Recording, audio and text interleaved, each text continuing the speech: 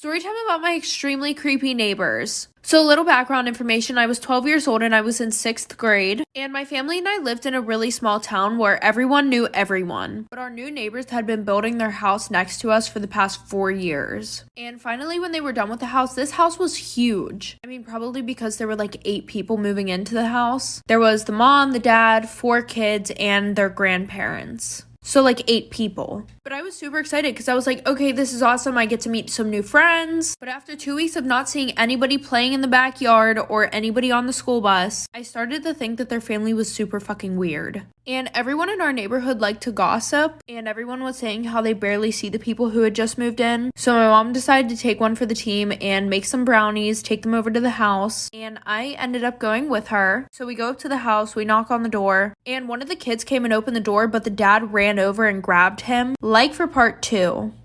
Part 2 about my extremely creepy neighbors. So like I said, my mom and I took some brownies over there, and one of the kids opened the door, and when he opened the door, he had a bunch of bruises all over his body. The dad came running over and ripped his son from the door and slammed the door in our faces, and all you could hear was him screaming at his son. So my mom and I went to walk away before the door opened, and he was like, sorry, my son knows better than to open the door to strangers. He took the brownies, and then I asked him if I could have a sleepover with one of his daughters, and he was super hesitant at first, but he said that I could only have a sleepover with her if it was at my house and not theirs, which my mom was completely fine with anyways, because she thought that it was a little bit weird that his son had bruises covering his whole body. So that night when she came over to sleep over my house, I asked her how her brother got all those bruises all over his body, and she said that he just fell down some stairs. But after that, we became best friends, and we would literally hang out like 5 times a week, until the one day I knocked on their door to ask if she wanted to come over, and her dad answered the door and said that she was gone. Like for part 3.